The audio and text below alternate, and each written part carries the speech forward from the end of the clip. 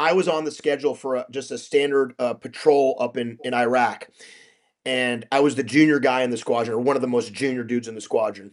And nobody in my squadron, none of us had ever dropped bombs. No, no, there were just nobody had that experience. Well, when this RO came in, it was hours and hours before the mission, and my squadron commander could have very easily swapped out a more senior guy, could have swapped out, Yes. and he kept me on that mission as part of the air wing. I was going to be the representative for my squadron, and let the junior dude in the squadron on the schedule fly that mission. And I'll be forever grateful for my CO's leadership, which was, hey, this is what our plan. We're not going to change the plan. This guy's capable. He's young, but he can do this. He's trained for this, and let me fly on that mission where, by rights, he could have easily bumped me out knowing that someone was going to get to drop live ordnance in combat, on paper. He could have easily done that for himself, and he kept me in there. And I have fond memories of being grateful for his leadership for sticking to the plan and let me do it. 16, first cruise is in January of 2000. We called it the Y2K cruise. It was like right after New Year's 2000. We hit our deployment, and back in the day, that was a mission. The big mission was called Operation Southern Watch, which is where you took your carrier steam to the Persian Gulf and you managed the no-fly zone that had been in place for almost a decade at that point after Desert Storm. And that was all that was really going on. There really wasn't, it was a very much of a peacetime era, a peacetime decade. A couple things going on, but for the most part, no really major operations since Desert Storm. So going out to Southern Watch to flying, quote unquote combat missions there was super unique. What was really cool about that is I was a brand new guy, one of the youngest guys in the squadron, one of the youngest guys in the ship. We had just gotten a brand new weapon called a JDAM, which had just been introduced to the fleet, and we were the only squadron on the carrier that could fly with it because we had something called GPS, which was this high tech capability global positioning system that no other aircraft had, which was kind of crazy to be the only. Looking back now, it's ridiculous, but we were the only GPS jets on the ship, and we're the only JDAM carriers. And on that cruise, I dropped a 2,000-pound JDAM on an SA-3 site that had moved south of the no-fly zone restricted area. We got a response option. 2 o'clock in the morning, I launch off the deck of the carrier, and that was the biggest thing in the world at the time, Rain. Like, picture, pre 9/11, what that meant to Yeah. take a, Yeah. a, a bomb, a JDAM into combat on a surface to air missile. Like, it was a huge thing. And so that one bomb that I had dropped at that time, to me was like I had my combat experience. That was kind of what I thought was going to be the apex of my career. Come back from that cruise, summer of 2000. I go off to Top Gun as a student the following summer of 2001. I'm there as a student, and then I graduate from Top Gun late summer, early fall. It's like July, August of 2001. Obviously, 9/11 hits, and the whole world changes. But that first cruise at that time that predated all that stuff. That was a huge deal for me at the time. Clearly Yeah. things had changed, but yeah, that was a big deal that first cruise, man. Well, perspective wise too, in that first cruise, how many other ordnance were dropped? You could count on one Like, hand. yeah. Uh, Maybe in the off the ship had a dozen drops, like something like that. A couple of yeah. GB-12s, a handful of drops maybe in the entire deployment. Yeah. Isn't that wild? It's Obviously crazy. now if we're looking back, like, yeah, Just looking back 25 yeah, years, like how, what has transpired, yeah.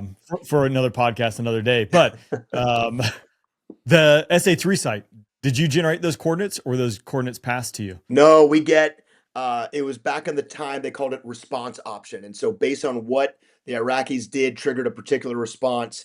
They got intel that there was an SA-3 that had gone south. They had imagery of it. They gave me the pre-planned coordinates. I do the whole JDAM loading the thing, the 10-minute download, load it into the brick, into the jet, get the pre-planned fly 2 hours up to, the middle of Iraq, pickle that thing off at like, I don't know, way up there, standard Yeah. JDAM release. Takes forever to drop and hit that thing. I got a tiny little fleeter image of it blowing up. But that whole thing was just, it was the first JDAM we had ever dropped. And, it was like, I hope this thing works. Yeah, they had to do the long pickle, hold that thing down for like a second and a half, Yeah. 2,000 pounder, like boom, it's a big, big drop off the wing, clunk. And off it went, man. And I was on the nods. I could see it. It blew up. It was wild, man. I got an audio of it somewhere. But at the time, huge deal. Oh yeah, I can see it. Right. I mean, and if I jump back and like, I could envision being in that time period too, and just be like, man, that was it. That was it. Like that's probably that's gonna be it. That's all. That's you're gonna go do maybe another deployment and sail around the world, but like, yeah, it's probably not gonna be. That's it. And one That's thing, wild. not necessarily super relevant, but from a leadership standpoint, one thing that I remember really well is I was on the schedule for just a standard patrol up in Iraq, and I was the junior guy in the squadron, or one of the most junior dudes in the squadron. And nobody in my squadron, none of us had ever dropped bombs. No, no, there was just nobody had that experience. Well, when this RO came in, it was hours and hours before the mission, and my squadron commander could have very easily swapped out a more senior guy, could have swapped out, Yes. and he kept me on that mission as part of the air wing. I was going to be the representative for my squadron, and let the junior dude in the squadron on the schedule fly that mission. And I'll be forever grateful for my CO's leadership, which was, hey, this is what our plan. We're not going to change the plan. This guy's capable. He's young, but he can do this. He's trained for this, and let me fly on that mission. Where by rights he could have easily bumped me out, knowing that someone was going to get to drop live ordnance in combat. On paper, he could have easily done that for himself, and he kept me in there. And I have fond memories of being grateful for his leadership for sticking to the plan and let me do it. That's a really good perspective. My OIR deployment, I was flying with Blood, who was our DO. I was, a young wingman. I mean, his mission was to get bombs off my jet, that night, right? Yep. It's like, and he even said it, which, clearly he could have just taken the drops and done that. The other piece too, this is one, I don't know if it's true or not, right? But the Chinese spy balloon flying across the country and the Raptor shoots it down. Yep. My hope when that happened, I was like, you know what? It'd be great if it was the weapons officer as number one or the squadron commander or DO. But man, I hope it is the youngest CMR wingman who just finished MQT that took that missile shot. Like Yeah. that would be to me like the ultimate like leadership. Yeah. I mean, again, like this is. I hope that's the case, right? Yeah. That'd be amazing. I don't know if it's true or not. Someone can chime in No, when but they your listen here. sentiment's spot on, man. I agree with that completely. That's what you want because again, we know like you're raising the crop and yeah, that's what you want. Interesting. Indeed. Indeed. So so that was Iraq deployment. 9/11 kicks off. Your second deployment still like you're on the Stennis. Yeah. So you do another round in Yep. that assignment. Yeah. And We that's after accelerate. you go to Top Gun. Yeah, I came back from Top Gun. I'm almost positive I graduated Top Gun like late July 2001. I was in the June July time frame. I was the last graduating class from Top Gun before 9/11. So my class would Interesting. graduate. We go back to our squadrons. I'm back in that same West Coast Hornet Squadron 314. 9/11 kicks off. We had I don't remember when it was, but we had some scheduled deployment for the following year that got moved up. We steam out to North Arabian Gulf, and then we start.